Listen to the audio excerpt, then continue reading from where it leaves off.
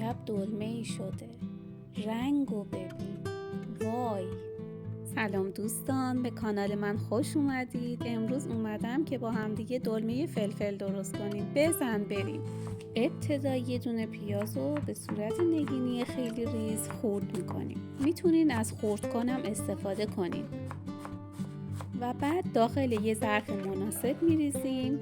یه دونه گوجه فرنگی داریم که مثل ویدیو پوست اونو میگیریم، اما پوستشو دور نریزید چون بهش احتیاج داریم و گوجه رو هم به صورت نگینی ریز خرد میکنیم.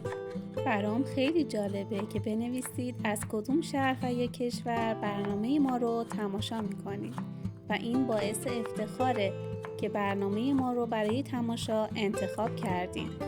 بعد اونا رو به پیازا اضافه میکنید. یک لیوان برنج داریم، اونو میشوریم و به مواد اضافه میکنیم. اندازه یک استکان چایخوری روغن زیتون و روغن معمولی، یک قاشق غذاخوری رب، یک قاشق چایخوری فلفل سیاه، 2 قاشق چایخوری سماق، 2 قاشق چایخوری نمک و 4 عدد سیر داریم که اونا رو ریز خرد میکنیم و به موادمون اضافه میکنیم. حالا حدوداً 1,5 کیلو فلفل دلمه قرمز داریم که اونا رو هسته هاشون رو جدا میکنیم.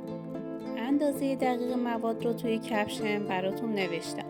حالا 1 استکان آب معمولی به موادمون که خرد کردیم اضافه میکنیم و خوب اونا رو با هم دیگه مخلوط میکنیم. اگه تا حالا عضو کانال ما نشدید لطفاً دکمه سابسکرایب رو بزنید و از من و کانال من حمایت کنید. وقتی که مواد رو خوب با هم دیگه مخلوط کردیم، حالا فلفلامون رو پر میکنیم و با استفاده از پوست گوجه ها درش رو میبندیم. متشکرم ازتون که تا اینجای ویدیو منو همراهی میکنید. به همین ترتیب ادامه میدیم و فلفلا رو وقتی که پر کردیم داخل قابلمه مناسب میذاریم. این دلمه هم خیلی خوشمزه است و هم خیلی راحت درست میشه. پیشنهاد میکنم که حتما توی خونه درست کنید.